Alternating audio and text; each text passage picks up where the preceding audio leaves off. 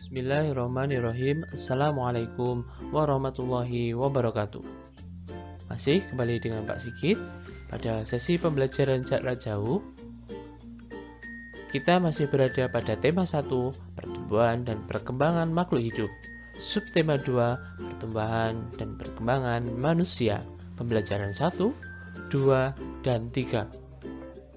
Anak-anakku sekalian, marilah kita mulai dengan membaca basmalah bersama-sama. Bismillahirrahmanirrahim. Semoga kegiatan pembelajaran kita hari ini berjalan dengan lancar. Baik anak-anakku sekalian, tujuan pembelajaran kali ini yaitu yang pertama, siswa dapat mengidentifikasi perbedaan pertumbuhan dan perkembangan dengan tepat. Yang kedua, siswa dapat mengidentifikasi gerak kuat dan lemah pada tangan dalam sebuah tari dengan benar. Yang ketiga, siswa dapat menjelaskan manfaat bersatu dalam keberagaman di sekolah. Kemudian, siswa dapat menjelaskan pengaruh makanan pada proses pertumbuhan dan perkembangan dengan tepat. Dan yang terakhir, siswa dapat menentukan hasil penjumlahan teknik menyimpan dengan benar. Kalian sudah siap belajar? Mari kita mulai pembelajarannya. Baik, kita mulai pertumbuhan dan perkembangan manusia. Apakah kamu pernah melihat fotomu ketika masih bayi? Ya, tentunya kalian sangat lucu sekali. Nah, sekarang coba bandingkan dengan ukuran tubuhmu sekarang. Pasti berbeda. Saya yakin perbedaannya sangat terlihat. Mengapa seperti itu? Makhluk hidup mengalami pertumbuhan dan perkembangan. Pertumbuhan dan perkembangan itu berbeda. Seperti tinggimu saat ini yang sudah bertambah dibandingkan saat kamu masih bayi. Perkembangan dapat dilihat dari kemampuan yang kalian miliki. Saat masih kecil, kamu belum bisa makan sendiri. Tetapi saat ini, kamu sudah bisa makan sendiri dengan baik. Nah, tahukah kamu apa perbedaan pertumbuhan dan perkembangan?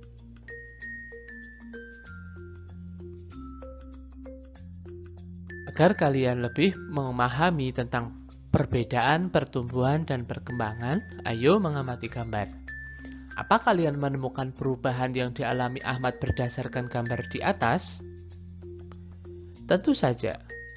Saat Ahmad lahir, Ahmad masih bayi. Tinggi badannya hanya beberapa sentimeter. Kemudian, setelah beberapa bulan, tubuh Ahmad bertambah tinggi dan bertambah besar. Bajunya pun sudah tidak muat. Kemudian, dia mulai bisa merangkak. Apalagi sekarang Ahmad sudah kelas 3. Tentunya tinggi badannya tidak seperti pada waktu masih bayi. Berat badannya pun semakin bertambah. Perubahan yang dialami oleh Ahmad dinamakan pertumbuhan. Pertumbuhan berhubungan dengan bertambahnya berat, tinggi, dan volume tubuh. Nah, ayo mengamati gambar lagi. Terdapat 2 gambar di layar. Apa kalian menemukan perubahan yang dialami Ahmad berdasarkan gambar di atas? Ya, tentu saja. Ketika masih bayi, kemampuan Ahmad sangat terbatas. Misalnya, belum mampu untuk makan sendiri. Biasanya, Ahmad masih disuapi. Kemudian, Ahmad minumnya juga masih memakai dot. Nah, sekarang Ahmad sudah kelas 3. Ahmad sudah pandai makan sendiri. Ahmad sudah bisa mengambil dan makan sendiri. Ahmad kini menjadi anak yang mandiri. Ahmad kini juga bisa membaca, mampu berjalan, dan kegiatan lainnya secara mandiri. Perubahan yang dialami oleh Ahmad dinamakan perkembangan. Perkembangan berhubungan dengan kemampuan dan fungsi tubuh, misalnya untuk berjalan, membaca, makan, dan sebagainya. Manusia sebagai makhluk hidup mengalami pertumbuhan dan perkembangan. Bertambah berat serta tinggi badan merupakan salah satu contoh pertumbuhan. Kekuatan tangan manusia juga mengalami perkembangan. Seperti pada gambar di bawah ini. Pada saat masih kecil, biasanya bayi kesulitan untuk memegang botol susu. Akan tetapi, setelah tumbuh, bertambah besar dan kuat, ia dengan mudah untuk memegang tempat minum yang lebih berat dari botol susu. Kekuatan tangan dapat dilatih melalui kegiatan olahraga dan menari. Kuat dan lemah dari gerakan tangan digunakan dalam menari. Anak-anakku sekalian, mari mencoba berbagai contoh gerakan kuat dan lemah tangan dalam kegiatan menari. Gerakan pertama adalah mengangkat tangan kanan, lalu tangan kiri. Angkat tangan dengan kuat seperti sedang mengangkat beban. Hitungannya 1 kali 8. Mulai. 1, 2, 3, 4, 5, 6, 7, 8. Ya, selesai. Gerakan yang kedua, yakni turunkan kedua tangan secara perlahan. Kedua tangan diturunkan sambil menggerakkan jari-jari tangan, menirukan air hujan turun. Hitungannya 1 kali 8. Mulai. 1, 2, 3, 4, 5, 6, 7, 8. Ya, selesai. Kemudian dilanjutkan dengan gerakan yang ketiga. Gerakan ketiga adalah rentangkan kedua tangan ke samping. Lalu bengkokkan sehingga membentuk huruf U. Sudah paham? Hitungannya sama. 1 kali 8. Mulai. 1, 2, 3, 4, 5, 6, 7, 8. Ya, asik bukan? Sekarang gerakan yang keempat. Gerakan keempat adalah gerakan memutar pergelangan tangan secara perlahan-lahan. Hitungannya 1 kali 8. Kita mulai. 1, 2, 3, 4, 5, 6, 7, 8. Ya, sekarang gerakan kelima. Gerakan kelima adalah mengacungkan tangan ke depan dengan kuat, lalu membalikkan kedua telapak tangan dengan arah yang berbeda. Siap? Hitungan 1 sampai 8. Mulai. 1, 2, 3, 4, 5, 6, 7, 8. Ya, luar biasa. Kalian melakukannya dengan baik. Gerakan keenam. Gerakan keenam adalah bertepuk tangan. Tepuk tangan dapat divariasikan dari gerakan yang lemah sampai kuat.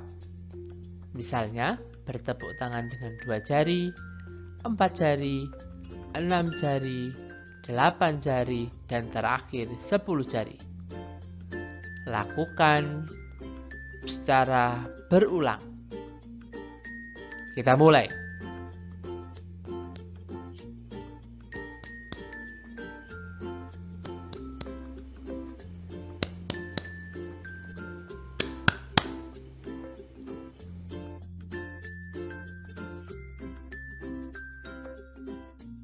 Nah, asik bukan?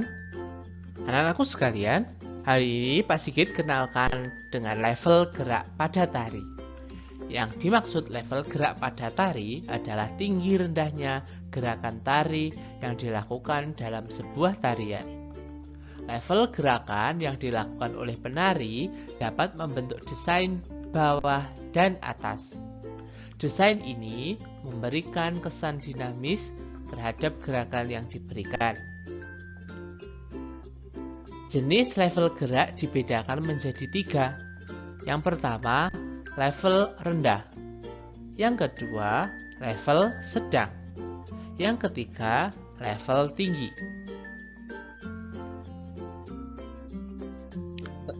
Pertama, level rendah. Gerakan pada level rendah itu biasanya berguling dari satu tempat ke tempat lain, terus bergerak seolah tanpa lelah. Ketinggian minimal dicapai penari pada saat rebah di lantai. Namun demikian, duduk di lantai juga termasuk level rendah. Contohnya, tari saman dari Aceh.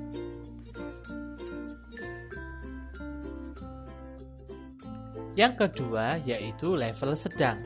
Level sedang ditunjukkan pada posisi penari berdiri secara tegak lurus di atas pentas.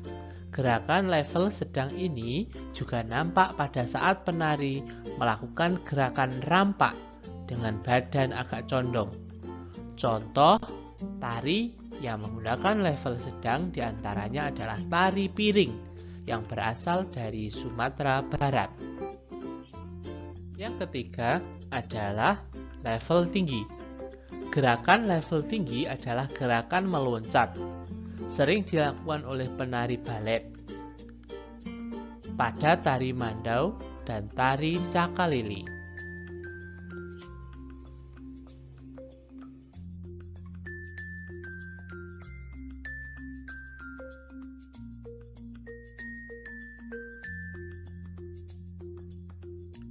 Nah, masih ingatkah kalian dengan penjumlahan tanpa teknik menyimpan yang sudah kita bahas pada pertemuan yang lalu? Marilah kita ingat-ingat bersama. Ada sebuah contoh soal bilangan 1234 ditambah 2345, maka hasilnya adalah menggunakan cara bersusun pendek. Yang pertama yaitu kita jumlahkan satuan dengan satuan. 4 ditambah 5 sama dengan 9. Kemudian kita jumlahkan puluhan dengan puluhan. 3 ditambah 4 sama dengan 7. Kemudian yang ketiga ratusan, kita jumlah dengan ratusan. 2 ditambah 3 sama dengan 5. Kemudian yang terakhir ribuan dengan ribuan. 1 ditambah 2 sama dengan 3. Maka hasilnya adalah 3579.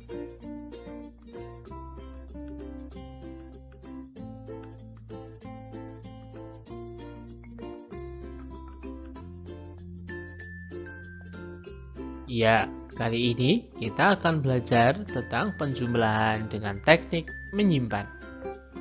Contoh soalnya 1900 ditambah 2300. Seperti biasa, kita akan menggunakan teknik penjumlahan dengan cara bersusun pendek. Maka, seperti biasa, penjumlahan dimulai dari belakang, yaitu satuan. Satuan ditambah satuan. 0 ditambah 0 sama dengan 0. Kemudian puluhannya 0 ditambah 0 sama dengan 0. Kemudian yang ketiga ratusan. 9 ditambah 3 adalah 12. Maka yang ditulis adalah 2. Kemudian menyimpan 1. Kemudian ribuannya menjadi 1 ditambah 1 ditambah 2 sama dengan 4. Jadi hasil dari penjumlahannya adalah 4.200. Mudah bukan? Baik anak-anakku sekalian, kita menuju ke materi selanjutnya. Pertumbuhan dan perkembangan tentunya dipengaruhi oleh makanan apa yang kita masukkan ke dalam tubuh kita. Makanan bergizi sangat berpengaruh terhadap pertumbuhan dan perkembangan tubuh. Marilah kita baca teks berikut ini. Makanan bergizi. Salah satu penyebab tinggi dan berat badan bertambah adalah makanan yang sehat dan bergizi. Makanan bergizi sangat berguna bagi pertumbuhan dan perkembangan tubuh. Makanan berguna untuk membentuk bagian-bagian tubuh dan mengganti bagian tubuh kita yang rusak. Makanan sehat dan bergizi harus memenuhi syarat 4 sehat, 5 sempurna. Apa itu makanan 4 sehat, 5 sempurna? Makanan 4 sehat, 5 sempurna terdiri atas makanan pokok, lauk pauk, sayur-sayuran, buah-buahan, dan ditambah susu. Makanan pokok misalnya nasi, kentang, jagung, roti, ubi, mie, dan sagu. Makanan pokok banyak mengandung karbohidrat. Yang kedua adalah lauk pauk. Misalnya daging, ikan, tahu, tempe, telur, dan cumi-cumi. Lauk pauk biasanya banyak mengandung protein. Protein yang berasal dari hewan disebut protein hewani. Contohnya telur, daging, dan ikan. Protein yang berasal dari tumbuhan disebut protein nabati. Contohnya tempe, tahu, dan lain-lain. Yang ketiga, sayur mayur. Misalnya kangkung, bayam, wortel, buncis, tomat, dan lain-lain. Sayur-sayuran banyak mengandung vitamin yang dibutuhkan oleh tubuh kita. Kemudian, yang keempat adalah buah-buahan. Misalnya jeruk, apel, anggur, pisang, dan jambu. Buah-buahan juga banyak mengandung mineral dan vitamin.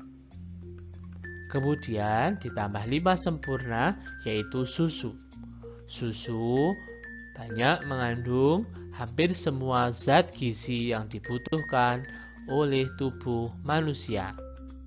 Baik anak-anakku sekalian, hari ini kita akan mempelajari saling menghargai perbedaan. Dalam lambang negara kita Garuda Pancasila, terdapat simbol sebuah pita yang dicengkeram oleh gambar Garuda bertuliskan Bhinneka Tunggal Ika. Apa maksud tulisan tersebut? Tulisan tersebut berarti berbeda-beda tetapi tetap satu jua. Maksud dari kata tersebut, walaupun kita berbeda-beda, kita tetap satu kesatuan dalam bingkai Negara Kesatuan Republik Indonesia. Dalam Pancasila dijelaskan pada sila kedua yang memiliki lambang rantai dengan bunyi sila kemanusiaan yang adil dan beradab. Dalam sila ini terkandung beberapa makna. Yang pertama, manusia diciptakan oleh Tuhan yang Maha Esa, Allah Subhanahu wa Ta'ala, dengan keadaan yang berbeda-beda. Ada yang gemuk, ada yang kurus, ada yang tinggi, ada yang pendek, ada yang berkulit hitam, dan ada yang berkulit putih. Semua itu adalah anugerah Tuhan yang Maha Esa, Allah Subhanahu wa Ta'ala. Kita harus bersyukur dengan cara tetap menghormati dan menghargai setiap perbedaan yang ada. Dilarang mencemooh, mengejek, apalagi sampai memusuhinya. Sikap yang perlu dikembangkan sesuai sila kedua Pancasila ini adalah sikap bekerja sama, atau lebih dikenal dengan gotong royong. Tentunya dalam hal kebaikan, saling hormat menghormati, menjunjung tinggi nilai kemanusiaan, serta saling tenggang rasa. Kita tidak boleh membeda-bedakan antara teman kita yang berasal dari suku lain.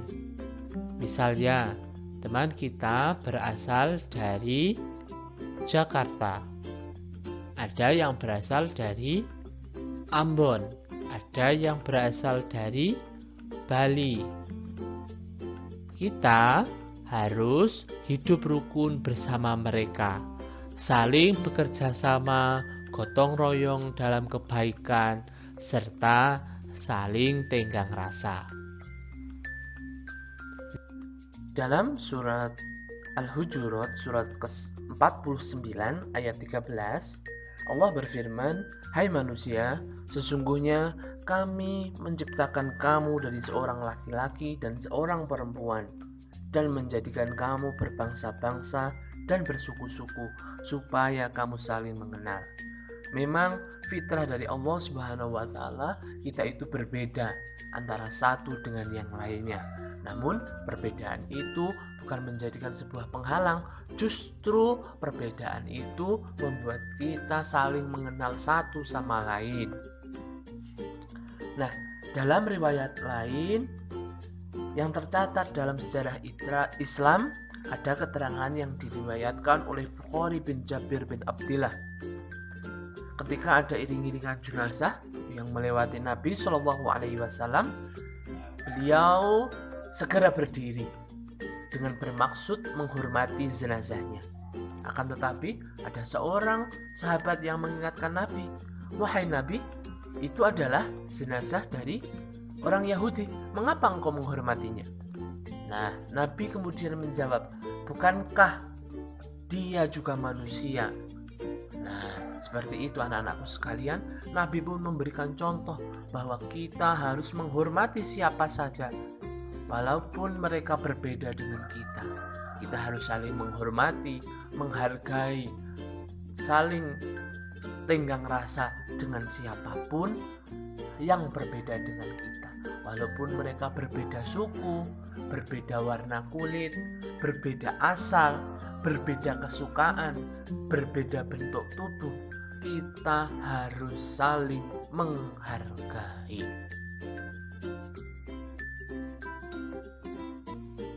Demikian pembelajaran hari ini tentang pertumbuhan dan perkembangan makhluk hidup. Semoga kita dimudahkan oleh Allah dalam mempelajarinya. Anak-anakku sekalian, tetap patuhi protokol kesehatan, patuhi orang tua, terus rajin beribadah, rajin ngaji. Semoga kita digolongkan menjadi orang-orang yang beruntung hari ini lebih baik dari hari kemarin. Terima kasih atas perhatiannya. Assalamualaikum warahmatullahi wabarakatuh.